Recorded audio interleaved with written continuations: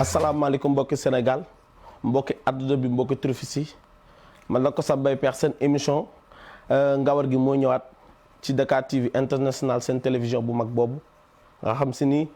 ku ci nekk gis na ni liggéey bi muy liggéey ci course épique waaye ku ne xam si ne na dimanche bee passé demoon nan ci hippodrome Diaw Macodou Diop ci 17e journée ci course bu mag di am 5 courses waaye bala ñoo dugg ci course yi dañuy jaajëfal président CNG course épique nga xam si ni mooy sunu papa Cheikh Tidiane Niang lu rëy li mu def ci course épique nga xam si ni tey bu course tollee fii nii mooma ndax def na lu ne ci course tey boo demee bu gis course ba ni amateurs yi ñëwee ak jockey yeeg ñëpp nit ñëwee nga xam si ni course rek am solo tey nag ku ne xam si ne nag ñoo ngi ci weeru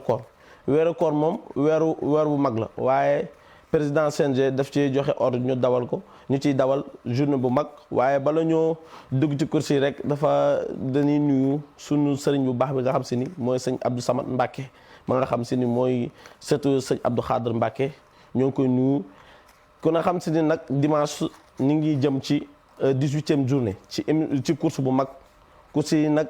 lu rëy la ndax mool yëpp danoo indi ay favori course bu neex am fa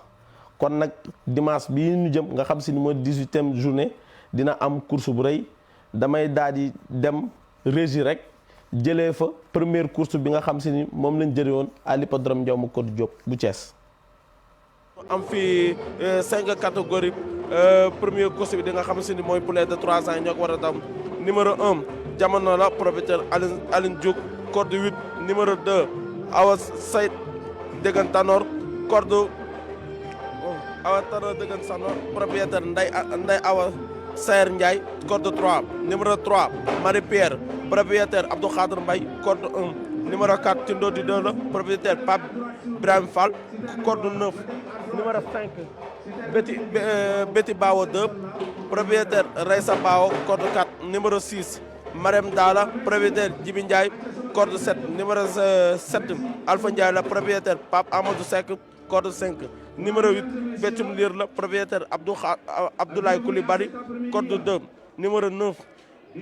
Miss Yassir propriétaire Mohamed Diop corde 10 numéro 10 Njëkk propriétaire Cheikh Tidiane Niang corde 6 loolu mooy seen première course bi nga xam si mooy poulet de 2 ans yi nga xam si ñoo war a daw tey fii ci hippodrome Diaw Macodou Diop bu Thiès. waa di baalu àq ñi ñuy déglu di leen ñaanal ci weeru koor wi yàlla defal leen jàmm tey wara wa dem na këng waxi mag dem dañ taali bagg war mbaam tey ñu ngi fii ci Dakar TV wax naa la dara du la raw ndax tey ñu ngi fii ci Dakar TV tey yaa ko wax léegi wax nga programme bi jërëtuñ ñu ci ne 10 chevaux la ñu ñooy njëkk a daw course bi muy 3 ans yi tey nag Marie Pierre mi ngi ci waaye nag jëgg mi ngi ci ki nga xam ne mooy Alpha Ndiaye mi ngi ci waaye xam nga bërki démb buñ fiy jógee di leen tegal grand prix ki nga xam ne mooy fas woowu di expert ko jël kon tey da nga koso noonu xaar pour waxoon nañ di mu jëg bëtam xale yaa nga nel di dem ca box ba afas yi àgguguñ. waaw Matar te loolu kontaan naa ci yow loolu waaye tey nag course bi moom dina rëy lool ndax gaa yaa nga jëm ca box ba gaa yaa ngay échauffement waaye nag tey nag favori da cee am ndax dimanche ba le passé ku ne gis na xam ne ni Marie Pierre da leen ñëw raw Marème daa ñëw deuxième tey loolu dina rëy de dina rëy Matar. waaw xam nga dina rëy Marie Pierre ñëwoon na raw leen keroog waaye tey gis nga ko tey numéro 3 bi mooy Marie Pierre tey jëgg ñëw na. xam nga jëgg bu ñëwee tey jëgg bu ñëwee tamit day fas woo xam ne toir fa kàll macha allah la tey maram daa tamit mi ngi ci waaye nag danoo am gan yaa ko wax léegi aw seen dëggantanoor dafa ñëw fas woowu mi ngi jóge fële fa nga xam ne fas wi ki ko moomoon tey mooy bàcc Diop Samb Kuro Diop tey gis nga tey fas yi nga xam ne dem 2 ans daal kenn mënu ko pronostiquer te dawuñu ba teer ndax dama lay wax ne foog naan xóob ak fa ni teer see benn la te kon xam nga ne fas yi ñu nga ne la di dem te ñëpp fi mu ne nii danoo tey xam na ne daal tey 2 ans yi danañ xool 3 ans yi danañ xool tey Alpha Ndiaye tey rafet na Alpha Ndiaye barki dem bi ñu fi jógee am na dara sëriñ Koso. waaw loolu lu rëy la waaye ñoo ngi jaale si ndem si yàlla si nga xam si mooy di bàcc Diop Samb Kuro yaakaar naa lu ne def na ko ci course tey bu fasam dee daw tey ñëw tey di daw def na lu ne def na ko ci course waaye nag tey ku ne xam si ne tey dimanche ji ñu nekk ñu ngi ci weeru ramadan weeru promotion bi weeru baalente àq bi tey nag ñu ñëw fas yéene ci dawal amateur yëpp ñëw nañ ñi nga xam si dañoo bëgg course waaye tamit di ci jaajëfal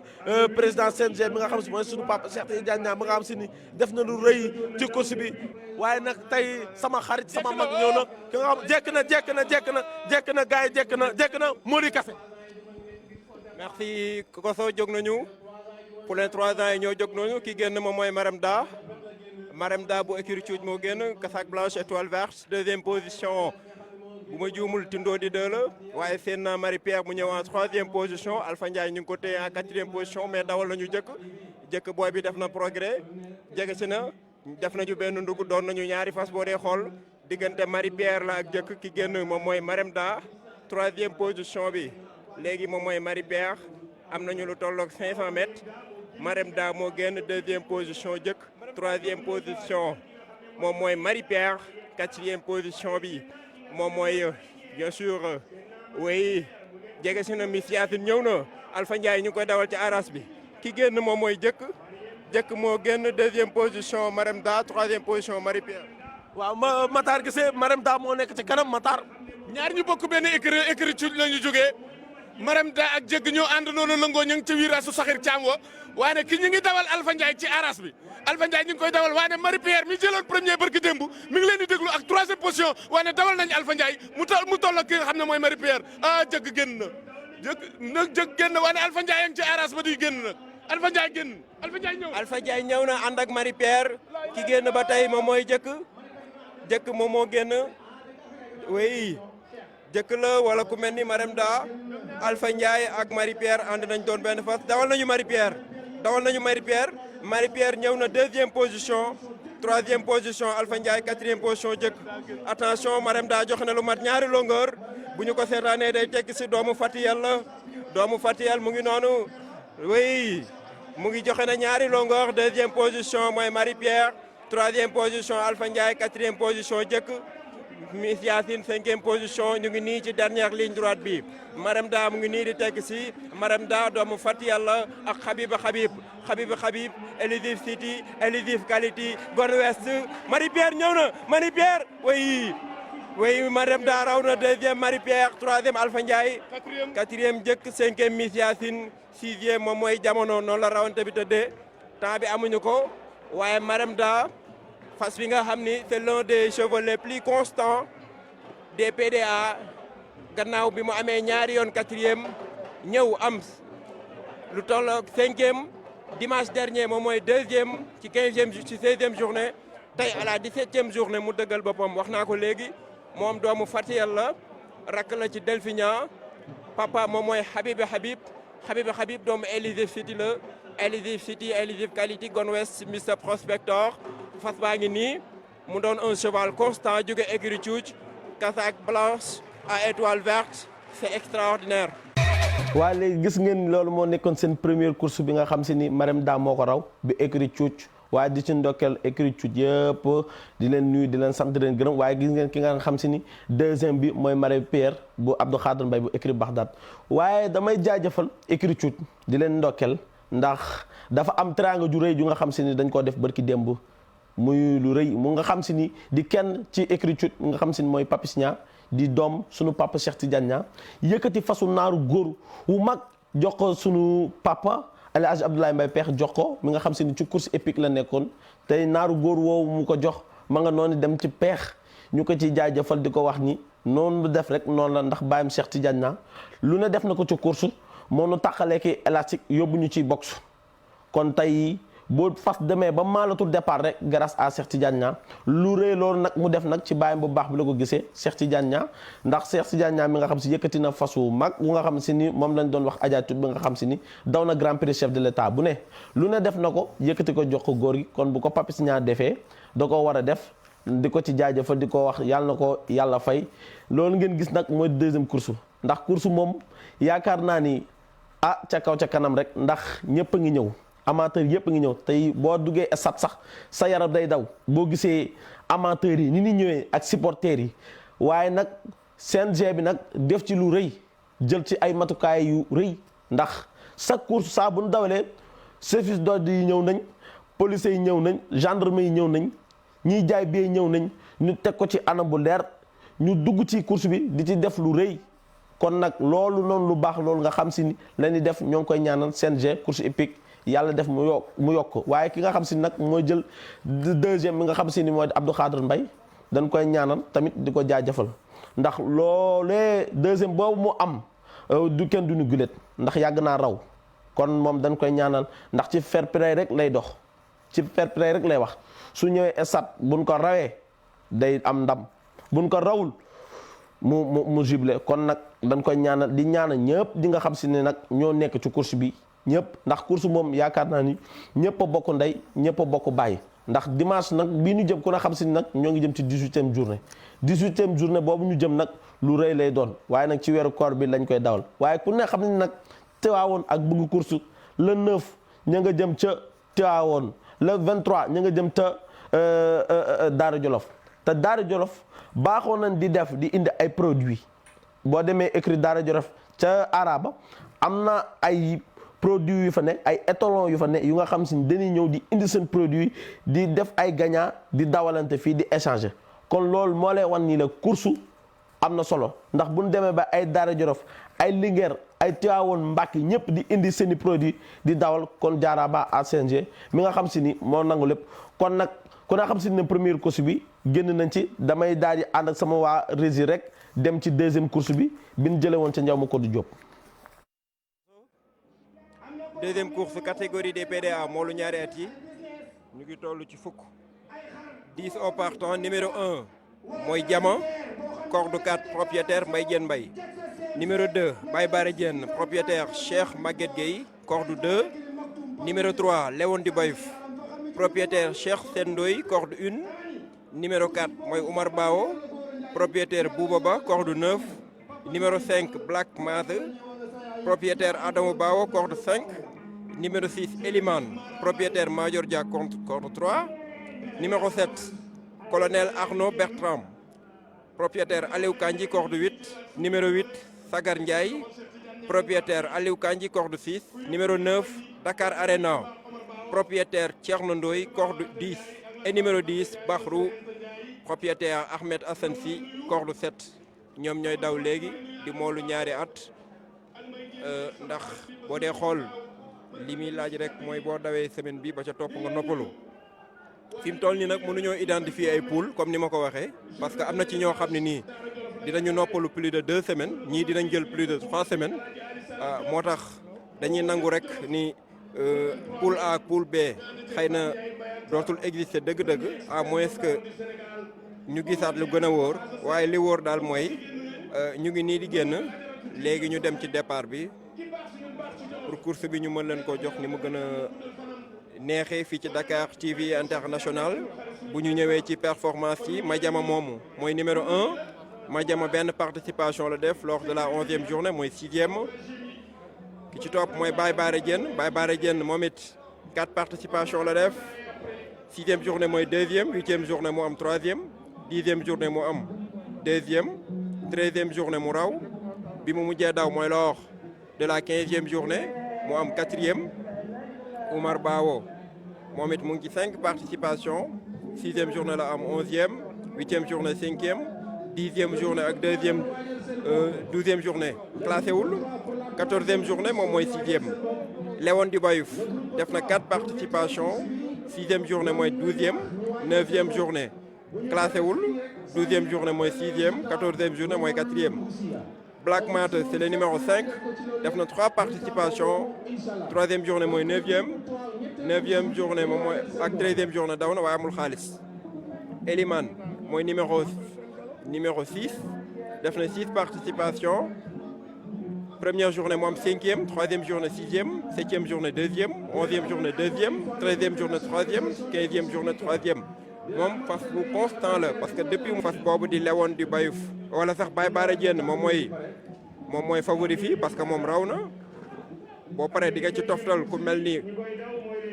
ni Eliman ndax Eliman rawagul waaye moom it li ma classé bari na waaye ñu bàyyi xel fas boobu di Léon du Bayouf dimanche mooy 4e fas la mu nekk en parfaite ascendance Oumar Bao moom it fas bu mën a daw la di rakk ci nous deux loolu rek buñ ci yemee war na mën a tax ñu bàyyi ko xel écurie Lamba Far moom Omar Bao donc ñu ngi noonu ci canter bi ko so waaw ñoo ngi noonu ci canter bi di waaj a jëm ca box ya plus de 2 ans yi war a daw tey tey course bi dina neex de waaw Madiama ñëw na Omar Bao ñëw na Lion de Baye Black Monza ñëw na tey course bi dina rëy waaye ma toog ak Matar tey deuxième course bi ñu jëm nii tey rëy na de gaa yaa nga canter di jëm ca box ba. waaw xam nga deuxième course bi 2 ans yi fi ñu génnee ci box bi fi ñu accès waatee say tànk benn lay doon mu nekk nag ñi nga xam ne mooy 10 ndax nag xam nga de tey ki nga xam ne Medina Madiama ñëw na ak ki nga xam ne mooy Baye Bara Diène am na nu mu fi mas a def Baye Bara Diène am na nu mu fi defoon 2 ans yi barki démb yàggul ñëw na leen toog leen ma ñëw waaye tey daal Serigne Koso danañ xool tey 2 ans yi kan moo war a yóbbu ndogoli ndax ñoom ku nekk bëgg naa ndogoo ci sa kër waaye danañ xool ndogoli fan lay dàqee tey.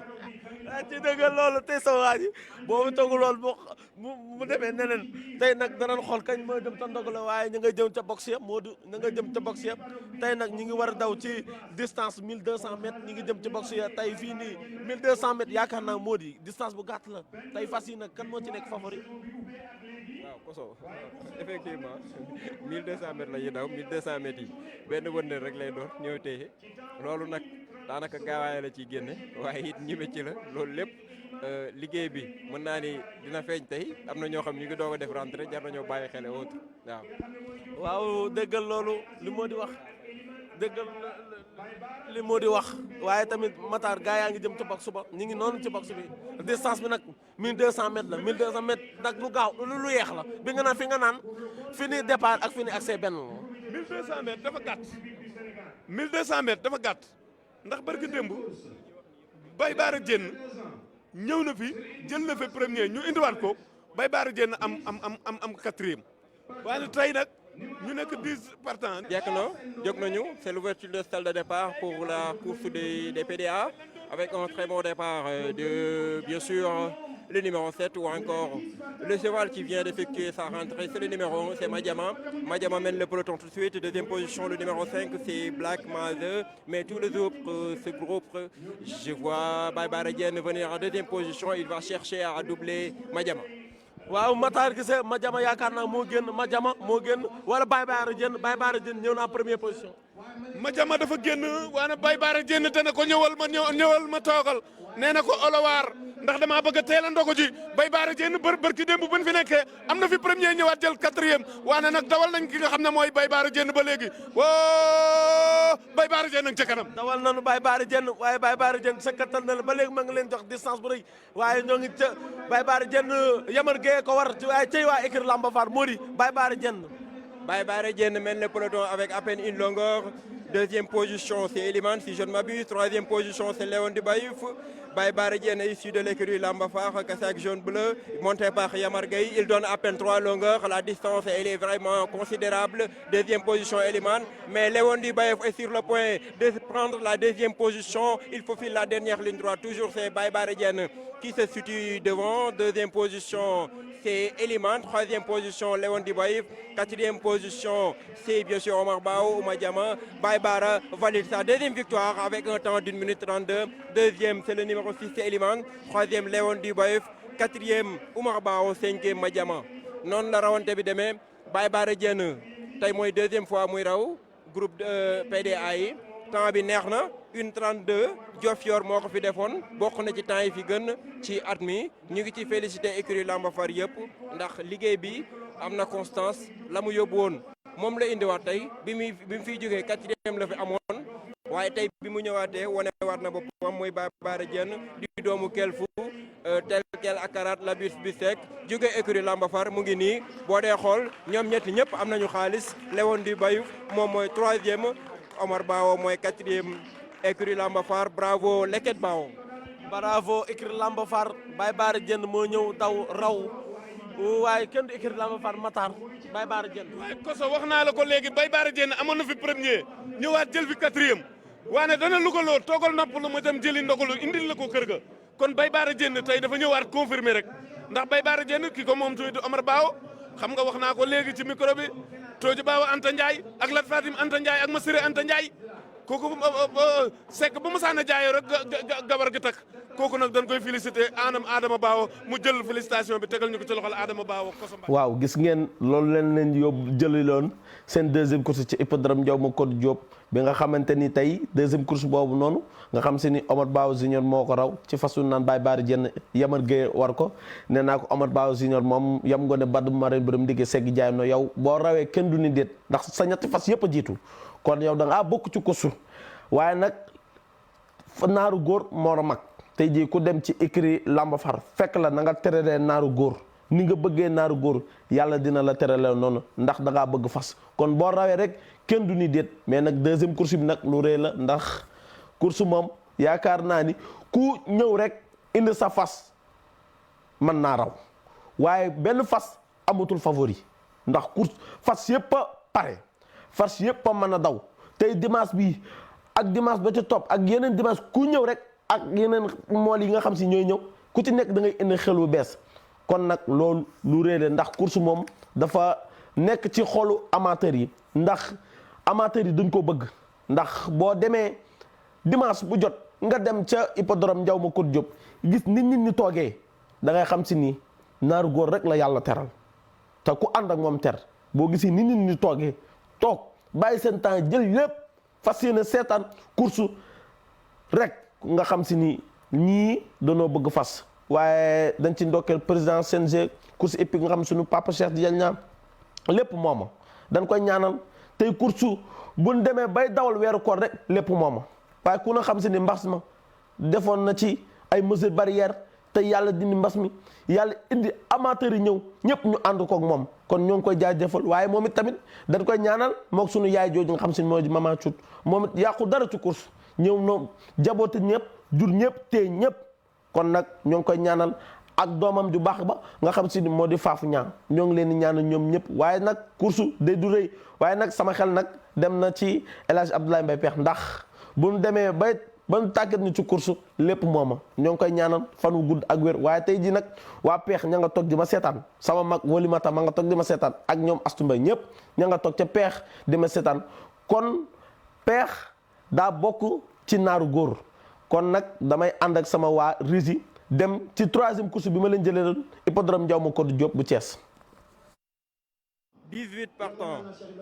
course bu nar a neex numéro 1 moom mooy 18 Safar propriétaire Ibrahima Sall corde 18 numéro 2 Manka propriétaire El Hadj Salif Diène corde 3 numéro 3 Aliou Ndiouk propriétaire numéro 3 Ndigal propriétaire Aliou Ndiouk corde 16 numéro 4 Bel propriétaire Abdou Khader Mbaye corde 7 numéro 5 Linguère Maguette propriétaire Babacar Mandjik Fall corde 4 numéro 6 Damel Latir propriétaire Babacar Mbagnick Fall corde 2 numéro 7 Docteur Diakhariñ propriétaire Hassan Azar corde 12 numéro 8 Mambo King propriétaire Maître Moussa Mbacké corde 13 numéro 9 Soudou propriétaire Moustapha Bao corde 9 numéro 10 Dolly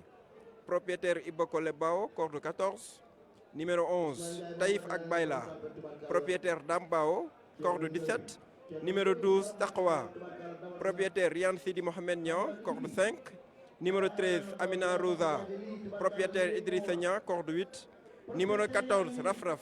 propriétaire Salif Keita corde 1 numéro 15 Massachi Waxla propriétaire Ibrahima Ndiaye corde 11 numéro 16 Baraka 2 propriétaire Goro Seck corde 6 numéro 17 Yok propriétaire Abdoulaye Dia corde 10 numéro 18 Jaamu Yàlla propriétaire professeur Sakhit Thiam corde 15 18 partants distance 2200 mètres Maam Ngañ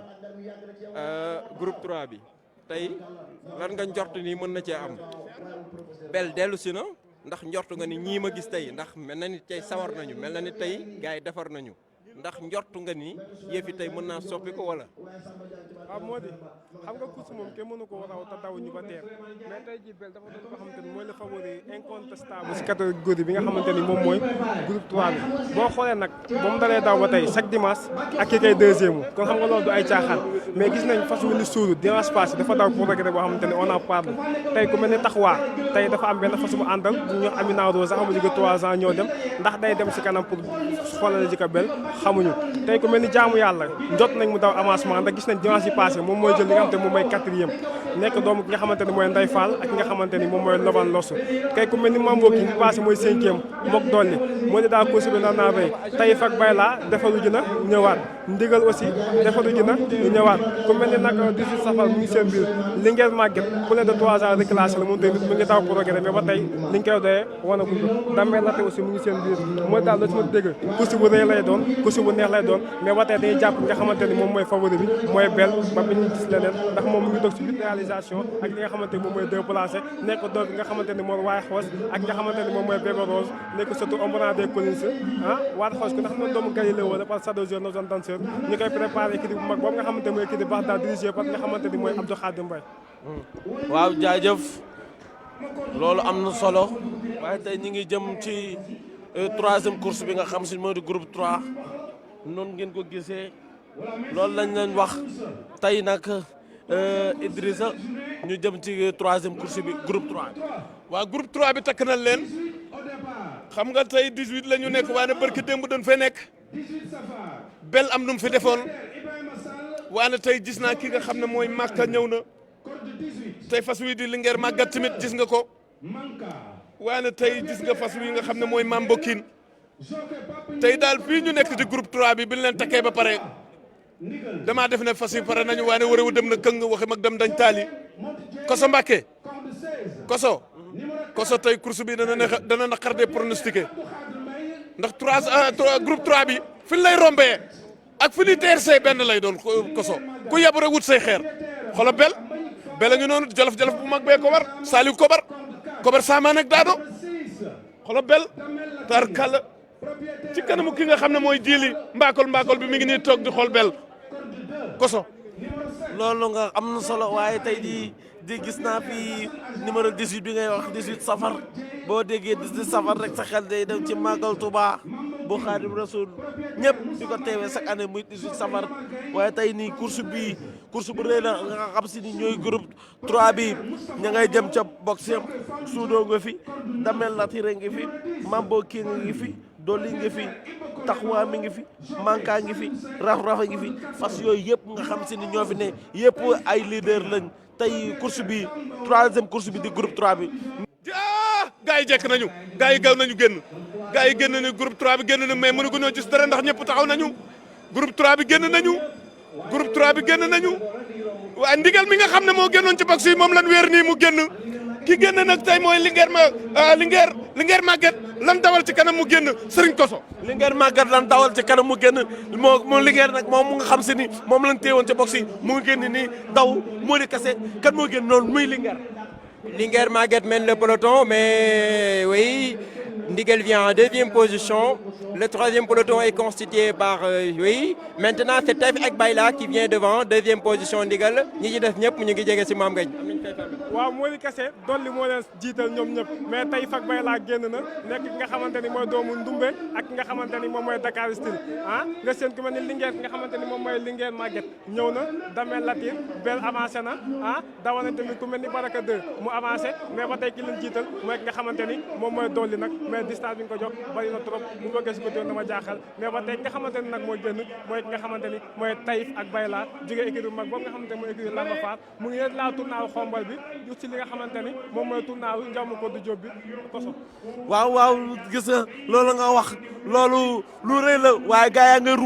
nga rungu tee nan gaa yaa ngi ci décembre rangaan nañu fi ñu jógee lañ jógee mais damaa gis bel Salif Kobar a nga ko téye poñe ko mu taxaw Salif Kobar mi ngi téye bel rek bel fi mu ne nii dafa téye ci gërdon ak déglu waaye ne Linguère màggat gis nga booy bi mi ngi sax gërdon gi Salif Kobar a ngi sax gërdon gi bel téye na ko ba bel nga waaye ne nag dawal nañu ñu ngi bëgg a dawal am nañ 1200 mètres waaye surtout am na triple arrage ñëw 4e position doomu Wango la Octa Wango mais bel ñëw na si kanam doomu war xoos bi nga xamante ni moom mooy favori bi mu ñëw na si kanam ak dara yënguwul mu ngi néew romb fi nga xamante ni moom mooy tournaalu xombal bi aussi li nga xamante ni moom mooy tournoi case des tout petits ba mais ba tey Taïf ak Bayla moo nekk si kanam Bel ñëw en deuxième position troisième position Manka moo fa nekk ki nga xamante moo nekk en quatrième position mooy Suudu dawal nañ ko mu daw triple A la Suudu dal na seen kaw Suudu génn na doomu Wango la moo di kase. Suudu parvient à se tirer du peloton deuxième position Bel Taxawa isolé donc en troisième position mais Manka essaye d'avancer en troisième position au moment où Taïf ak Bayla relâche mais c'est le moment entre Bel et Suudu oui Bel c'est parvient à se tirer. moo di dawal nañ jaamu yàlla kooku doomu Ndeye Ndiaye ak nga xamante ni mooy Loban Losu mais ba tey nag ki nga xamante ni mooy génn mooy Bel nekk doomu wal xoos mais Ndeye ki jaamu yàlla ñëw na troisième position Koso. jaamu yàlla ñëw na troisième position waaye Bel ba Abdou Khadir Mbaye moo nekk ci kanam diggante jaamu yàlla ak Suudu ak Bel. dawal nañu Bel waaye jaamu yàlla daw na wéeru ko ñu ngi nii ci 200 mètres bi bu ñu ñëwee dañuy téye Bel bu Abdou Khadir Mbaye Bel Saliou Kobar Bel a ngi ñëw waaye Bel a ngi ñëw Bel ak Suudu sëñ Koso Bel raw na Bel Suudu premier Bel deuxième Suudu troisième première Bel ba Abdou Khadir Mbaye moo raw. waaw Bel dafa delloo mbattu sandaala parce que moom mooy li nga xamante ni moom mooy favori li nga xamante ni mooy groupe 3 bi tey signé la li nga xamante ni moom mooy 9e participation am mu nekk ki nga xamante ni mooy doomu Warxoos par Galileo Sadezuel Nozon Danser yaayam bébé Amina nekk li nga xamante ni mooy doomu Omra des Colis Bel li muy defoon na koo mën a def ndax yaayam doomu Uda la Uda boo wane Uda sa xel day dem si Daaru Xuddoos nga ni Uda sa xel day dem si nga xamante mooy acte noblesse comme Bel bu defee nii def na li mu war a def waaye nga xamante nag mooy deuxième mooy Suudu kan mooy Suudu bu écurie Lambo Far nekk nga xamante ni moom mooy doomu Wango par Octa Wango King Mambo Mister Pire boo xoolee yaa Miss Dior doomu Edgar Dola di Suudu Toto Sarr kon tey Suudu moo dem defee dem war na ko mën a def troisième bi nag nekk jaamu yàlla def li nga xamante mooy avancement général parce que gis nañu dimanche bu la ñu génn mooy cinquième bii passé mu ñëw di quatrième te mu ñëw def avancement di troisième nekk nga xamante ni moom mooy doomu Ndey Fall ak nga xamante ni moom mooy Loban Losu par dal san sur lay xay min ne ba ban Nasrullah quatrième bi nag Taxawa lañ koy wax Taxawa mooy bi nga xamante ni moom mooy écurie Cuuj moom. loolu ngeen gis mooy seen troisième course bi nga xamante ni moo amoon ca hippodrome Ndiaw ma Codou Diop bu Thiès bi nga xamante ni Abdou Khadir Bel bu Abdou Khadir Mbaye moo raw troisième course bi deuxième bi di Suudu de leen wax ni rek course moo demeeti ni gis nga Abdou Khadir Mbaye yàlla def na ni troisième course bi mu raw kon dañ koy ñaanal rek di ko wax yàlla na ko fan wi gudd te cat seetloo ko tey bu ñëwee ci course fair play ji muy dox ak fair play ji muy wax moom rek la def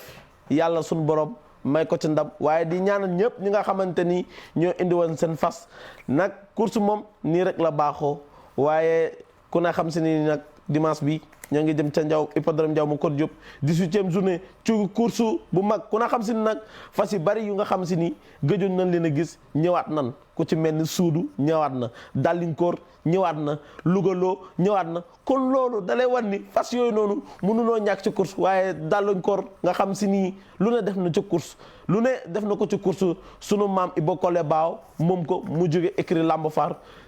suba ji nag waajal nañ ko pour mu ñëw ci hippodrome Ndiaw ma Codou Diop fas yéene amaat jonganteem waaye nag course bi gis ngeen ni mu demee ñoo ngi man tamit damay delluwaat ànd ak sama régie ñu indi laatal ma quatrième course bi ci hippodrome Ndiaw ma Codou Diop bu Thiès. fas yi daw ak ñan la nan la. Numéro 2 Rayane propriétaire Ale Diagne corde 4 numéro 3 Doumayeen propriétaire Iba Kole Bao corde 1 numéro 5 Darou Khoudoss numéro 8 Major propriétaire Mansour Sylla corde 3 et numéro 9 Dardas propriétaire Abdou Khadir Mbaye corde 6 jockey à cheval ñu ngi noonu di war muy groupe 1 bi rawante bu neex lay doon. ñu ngi génn nag ca piste bi te nag fii la nag dañuy wax nag wëri mag dem na kan waxi mag dem na ngañ taali bàkk war na mbaam ñu ngi nii ci piste bi di waaj a dem. waaw Koso comme ni nga ko waxee ñu ngi nii si li nga xamante ne mooy rond de présentation fas yéene génn ganteer romb ñu ndax ku ne xam na ne course bu góor la booy latir gis nañ koy passé le avancement jógee ñëw ni xam nga xam te moom mooy cinquième kon tey jii dañuy am njott lu rafet ne course bi noonu course boo xam ne course bu réer waaye gis nañu demee tey Salif Kobar moo ko war ngooy latir ku mel ni moom a jéey parce que Royal bi suñu papa Ala Diagne aussi dafa changé joge tey ki nga xamante ne moo ko war mooy Modou Ndiaye Gadiaga mi nga xamante ni moo rawoon Grand Prix Sénégal 2008 si yaay jéey ñaa raw aussi li nga xamante ni mooy grand prix chef d'état ki nga xamante ni mooy Dar es Salaam raw si ay open kon tey yi moo njàngale bu waree fas nga xamante ni mooy Rayane nga xamante ni dafa def parcours sans faute 2 ans 3 ans daaw moo pël mu raw loolu cocktail bu naas la Aminou maa ngi nii romb di Kanté duñu romb nekk nga xamante ni mooy doomu toi et moi ak nga xamante ni mooy Pasteur biir ku ne xam ne toi et moi doomu kii la Bambi nekk doomu Teramo c'est pas Dustek naaru góor daa wax dëgg yàlla ni ngi Kanté ndeysaan major a ngi nii duñu romb major de Mansour Sylla nekk nga xamante ni moom mooy doomu Daneker Zamindar Gon West par Mister Pire yaayam benn nekk doomu nga xamante ni mooy Las Mango te ku ne xam ne Las Mango doomu Kadle woon la Kadle woon c'est pas Nigin Siki c'est pas nos zones danseurs seet naa aussi ku mel ni Dardas mu ngi ne ngañ jee di ko war mooy ne comme ne saa mooy favori course bi moom tamit doom bi nga xamante mooy ak teng Zineslo la ak teng Zineslo nekk doomu Mënsën yaayam nag ñu ngi koy wax Fari Al Diop moomu doomu Flatou Mars la Flatou Mars doomu Bulut Beur doomu Storm biir tey nag loolu gis nga sama naataango yi tey leen wax nii ci fas moom waaye tey nag Dardas dafa ñëwaat ci anam bu rafet parce que ku ne xam si ne nag dimanche bee passé moo rawul duma yéen waaye tey duma yéen ñëwaat nii tey nag dama defaru fas yéene ñëwaat pour jëlaat ndam li jóobu ndogu li tey nag ña nga dem ca au départ ba gaa yaa ngi dem ca départ ba wari mag dem na kan waxi mag dem na ngañ taali bàkk war na maam dégg nga Dardas ba écrit réuni supporter yaa ngi noonu di jug Dardas cëm gaay jaarama professeur Sakhi Thiam mi nga xam si ni moo rawoon dimanche bee passé waaye Duba yéen tamit ñëw na major ñëw na Amini Ouma ñëw na Daaru Khoudoss bu Abdou Khadir Mbaye ñëw na Damel Teñ ñëw na Maxa ñëw na major ñëw na Ngona Lat ñëw na Rayane tamit bu écrit la Seelu Zen ñëw na déggal gaay yaa ngi ca présentation ba Duma yéen jaarama écrit Lamba Far ñu ngi ca nekkoon Amar Bawam show ak écurie Cuut ñoo ngi leen di nuyu ñëpp écurie Réunis écurie Bagdad kursu lii mooy wane ni ñëpp bokk ndey bokk baay waaye nag ñu ngi ci weeru Ramadan ba mag bi waaye nag tamit nag mënuma wax te jaalewuma sama entraîneur bi nga xam si ni moom ma yor école football Sacré-Cœur di Mohamed Moustapha Touré ñu koy wax ci coach Petit ku dee xam na ni weer bu daan teru ñoo daan bokk moom ndog yi ca Sacré-Cœur yàlla suñu borom nag jël ko ñoo ngi koy ñaanal yàlla ko yàlla xare àddina te taas ñu ci barkeem yàlla bàyyi noonu njaboot gi fi bàyyi. boo xoolee ku mel ni góor a kan mi ngi ne la taxaw moo war a tijji box yi ki nga xamante ni mooy ab kii war a maye départ mu ngi yëkkati drapeau bu rouge bi di xaar fa ci jekk fu mu yëkkati drapeau vert bi waaye nag gars yi jug nañu nag le départ est donné le départ jug nañ seen naa damel teñ mu lunju waaye doon na ki nga xamante ni moom mooy duma yéen mu génn doomu descargo part boobu ak bébé ci ñëw na si ligne bi Abdou Diop ñëw na andi nga xamante ni mooy aménagement deuxième position major mu ngi si ligne bi troisième position damel teñ quatrième position Dardas ñëw li nga xamante ni mooy cinquième position kémé nag nga xam nag mooy Maxa Fall moo sàmm fas yi waaye ba tey ki génn mooy duma yéen doomu descargo park la no zone major ñëw na deuxième position ñëw da lekk Dardas mu troisième position koso duma yéen moo génn waaye Dardas major mooy génn duma yéen mi ngi ci wetam ak Dardas major duma yéen Dardas major duma yéen Dardas. Doumayen, c'est Major qui dirige le peloton avec à peine une longueur. Au moment où Dardas s'approche en deuxième position, Doumayen côté corde à côté de Darou Khoudoss, mais Aminou Ouma, Ngone Latir et bien sûr Marafal. Tout comme Rayane gardé dans le deuxième peloton. Darou Khoudoss décale un peu en deuxième position. Oui, c'est toujours Major qui dirige le peloton, Mamgagne. waaw moo di major génn na kooku doomu Daneker la ak Mbène mais seet naa ki nga xamante ni mooy Darou Khoudoss mu ñëw deuxième position doomu Kasarun la Khouda duma yéen mu ngi si biir fas yi Rayane avancé na Dardas avancé na mais ba tey ki leen jiital mooy ki nga xamante ni moom mooy Maxa Fall ñu ngi nee na si tournaan xombal bi aussi fi nga xamante ni moom mooy tournaan jàmm ko du jóg mais Darou Khoudoss génn na bopp léegi major moo nekk en deuxième position en troisième position Dardas moo fa nekk duma yéen mu ngi si biir fas yi Rayane mu ngi si biir fas yi léegi nag ki leen jiital mooy Ngone Latir bu Ngone Ndiaye Aminou Ouma mu ngi triple arrange monté par Abdou Diop mu lang ak ki nga xamante ni moom mooy Dardas waaye ba tey ki nga xamante ni moom moo génn moom mooy Darou Khoudoss nekk doomu Kazaroun ak ki nga xamante ni moom mooy Khouda moo di Kassé. Il passe la ligne de la tribune pour la deuxième fois. Darou Khoudoss dirige le peloton au moment où Aminou Ouma et Dardas s'approchent à l'extérieur. Major en troisième position côté corde devant Doumayen. Au moment où Damel Teigne et Maxa Fall, tout comme Ngone Latir et Rayane, tentent de progresser pour recoller au peloton. Darou Khoudoss donne à peine une longueur. Oui, bien sûr, le fils de Kazaroun mène à peine une 1 longueur. Deuxième position, c'est Ngone Latir. Aminou Ouma et Dardas tentent de progresser à l'extérieur. Attention, Aminou Ouma vient en deuxième position. C'est le moment de progresser, monté par Abdou Diop. Aminou Ouma tire du peloton. Aminou Ouma génn na Aminou Ouma génn na doomu 3 mois la ki nga xamante ni moom mooy Pasteur biir en deuxième position Dardas Rayane ñëw na troisième position Doumbouya quatrième position Maxa ñëw na ñoom ñëpp a ñëw nañ waaye ba tey nga xamante ni mooy génn mooy Aminou Ouma kooku doomu Pasteur biir la ak nga xamante ni mooy 3 mois jockey bi ko moom mooy Abdou Diop nekk ki nga xamante ni am mu ngi si ay réalisation ndax raw si nga xamante ni moom mooy Diofior raw si nga xamante ni moom mooy Taïf ak Bayla mais Aminou Ouma génn na ko si ñëw si 200 mètres bi Aminou Ouma génn na Aminou Ouma moo nekk ci kanam dessiné leen 200 mètres à l'arrivée mais Dardas moo nekk en deuxième position troisième moo nekk am Rayane la ñoo ne Aminou Ouma Dardas dans la dernière ligne droite. Aminou Ouma de plus en plus fort. Mais Dardas s'approche en deuxième position. Aminou Ouma s'impose. Deuxième Dardas, troisième Rayane, quatrième c'est entre Major et Damel Deigne. Sixième c'est certainement Marafal. Aminou Ouma, le fils de 3 mois et de Pasteur Bir s'impose avec un temps de 3 minutes 0,1 seconde. Monté par Abdou Diop pendant 4 courses ou 5 participations. Le cheval faisait partie des 5 meilleurs chevaux aujourd'hui. Il est parvenu à s'imposer sur une distance de 2200 mètres. Aminou Ouma, Pasteur Bir, Majorienne, Machiavélienne, Mr Prospector, Race Native. Le fils de toi et moi, le petit-fils de Teramo et de Bambi s'est imposé. C'est extraordinaire. L'écurie Lambafar triomphe à nouveau dans le groupe 1.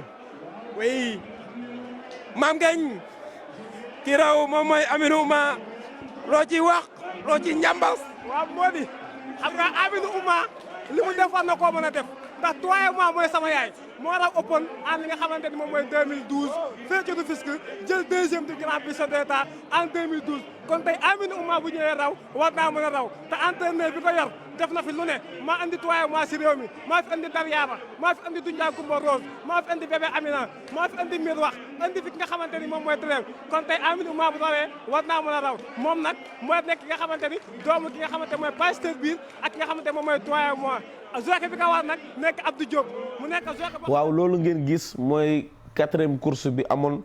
ca l'hippodrome Ndiaw Bokor Diop ci naaru góor yi nga xam si ni Aminou Ouma moo raw nee naa ko kuy sa yaay toi et moi kuy sa baay doomu Pasteur Biir la loolu bu rawee rek kenn du ni déet war naa raw ndax dimanche yële passé daan nañ ko indi moo amoon mal placé waaye ñu indiwaat ko ci 17e journée bi mu ñëw raw ci distance bu sori kon nag dañ ciy jaajëfal écurie Lamba Far jaajëfal ci Omar Ba Junior ak Jo waaye tamit dama ciy jaajëfal professeur Pape Sall mi nga xam si ni moo nekk ci wetu Omar Ba Junior yàqalu ko dara waaye tamit di nuyu Dardas bu sunu papa professeur Sakhir Thiam lu ne def na ko ci course raw na Grand Prix chef de l'État bu ne raw na lu ne moo jël 2e dimanche ba ñu génn nag Dardas moo jëloon première waaye nag di jaajëfal sunu papa maître Diagne mi nga xam si ni moo jël 3e ci Rayane bi nga xam si ni moo jógee écurie La Saint-Louisienne kon ñoo ngi nuyu waa écurie La Saint-Louisienne yëpp di leen wax ni lii mooy course gis ngeen ni ñëwee ñoo bokk ndey ñoo bokk baay course rek moo nu mën a boole course rek nga xam si ni dimanche bu jot ñu ñëw ci course waaye nag course bi nag ci weeru koor bi nag day teel a commencé teel a tas ndax nit ñi buñ demee ci course ba ndogu la ni bañ mu fekk leen fa moo tax seen kër la leen fekk di ko ci jaajëfal nag sunu papa président Cheikh Tidiane Niang loolu yëpp matukaay yooyu yëpp moo ko def waaye nag damay nuyu sama yaay ju nga xam si ni démb rek la ma woo këram ñu ko wax Yacine Diop di nuyu tamit doomam El Maktar nga xam si ni ñoo bokkoon benn terrain bu ñu fubal ak papaam tonton Souleymane ak maam Nafi ak Omar Ndiaye ñoom ñëpp maa ngi leen di nuyu waaye nag 4e course bi ci course bu mag 5e course bi ci course bu mag bi nga xam si ni groupe 1 bi ñoo ko daw fas yi ko daw yëpp lu fas yi yëpp mën a daw ku ci nekk am nañ ci réalisation damay bàyyi ànd ak sama waa rési ñu indil ma 4e course bi. gaa yi jug nañu Mori Kassé gaa yi jug nañu. Mori gaa yi jug nañu gaa yi jug nañu. Groupe 2 bi jóg nañu ki génn moom mooy Ali Salam 2e position Alta 3e position Very Good ki nekk ci Ndindi donne à peine une longueur. Deuxième position Altaï, troisième position Ndiouga Fall, quatrième position Dieyna. Very Good garde en cinquième position. C'est Bourakh qui ferme la marche. Ndindi est issu de l'écurie Dambafar monté par Baïdal. 1650 mètres. Oui, deuxième position Altaï. Altaï va essayer d'élever le niveau. Oui, il fait le peloton de tête. Ndindi le fils de Soleil de Minuit et Altaï le fils de Catherine dispute le peloton Mame Gueye. Ndindi ak Altaïr doon nañu benn fas ci kanam. Altaïr Nindi Ndiouga Fall ñu ngi ko téye ñu ngi ko téye moom ak Bourakh ñu ngi ko téye ak ñu ngi ko téye waaye tamit nag Altaïr Nindi ba léegi ñoo ngi ci kanam. Altaïr Nindi ñoo ngi war a daw ci distance 2200 mètres. Altaïr Nindi groupe 1 bi course bu rëy moo fi am course bu neex waaye Dieyna ñëw na. Effectivement, Ndindi est en troisième position. Bourakh ñëw na en quatrième position. Mais le deuxième peloton s'approche à compte-gouttes constitué par Dieyna Ndiouga Fall. Very Good et Bourakh le favori s'approche. Oui, Altaï dirige le peloton. Il ferme les 1000 mètres. Toujours c'est Altaï qui dirige. Deuxième position Ndindi, on dirait que le jockey a essayé d'user d'une réserve, mais il choisit ce moment pour venir en tête. Altaï en deuxième position au moment où Dieyna Ndiouga Fall, Bourakh et Very Good s'approche avec le deuxième peloton. Dieyna parvient à se tirer du peloton. Dieyna ñëw na Altaïr sëkkatal na ko Ndindi sëkkatal na ko Dieyna sëkkatal na ko Bourakh sëkkatal na ko gaa yaa ngi ci gaa yaa ngay daw gaa yaa ngay téenal Altaïr joko baa ngay dóor ndax li mu joxe ci kanam dafa bari ndax ku génn rek dawal lu bari la nga dawal Altaïr dafa bari waaye Dieyna ñëw na ak Bourakh ak Very Good Dieyna ñëw na ak Bourakh ak Very Good gaa yi dawal nañ gaa yi ci kanam Dieyna mi ngi ci kanam Dieyna ñëw na en première position Bourakh ñëw na en deuxième position Bourakh ñëw na ci kaw Dieyna Bourakh ñëw na ci kaw Dieyna Bourakh ñëw na ci kaw Dieyna en troisième position Bourakh moo fa ne. deuxième position Bourakh moo fa ne diggante Dieyna Bourakh Ndiouga Fall. waaye Bourakh ñëw na diggante Dieyna Bourakh Ndiouga Fall. Bourakh ñëw na diggante Dieyna Bourakh Ndiouga Fall. Dieyna moo nekk en troisième position. Dieyna en troisième position Bourakh mi ngi en première position. Bourakh mi ngi en première position. deuxième bi Ndiouga Fall la. Bourakh Ndiouga Fall. Il aborde la dernière ligne droite toujours. Bourakh devant Ndiouga Fall. Bourakh de plus en plus fort. Ndiouga Fall à l'extérieur. Bourakh s'impose. Deuxième Ndiouga Fall, troisième Dieyna, quatrième c'est Very Good, cinquième c'est certainement Ndindi. Voilà le résultat du groupe 2. Le temps est de 3 minutes 5 secondes. Bourakh gis nga ko Bourakh moo ngi noonu moo leen raw ci groupe 1 bi deuxième bi mu nekk Ndiouga Fall troisième bi di Dieyna quatrième bi di Very Good cinquième bi di Ndindi sixième bi di Altaïr loolu ngeen gis mooy seen cinquième course bi nga xam si ni moo amoon ca hippodrome Ndiaw Macodou Diop waaye nag dimanche bi nag ñoo ngi jëm ci 12e jour ci 18e journée à l'hippodrome Ndiaw Macodou Diop waaye nag maa ngi ci doon jaajëfal waa Rési yëpp ñoom Moussa ñoom ñëpp maa ngi leen ci jaajëfal ak Mama ñoom ñëpp maa ngi leen ci jaajëfal ak raw mi nga xam si ni moom laa àndaloon ca dimanche à l'hippodrome Ndiaw Macodou Diop yi di course bu rëy kon nag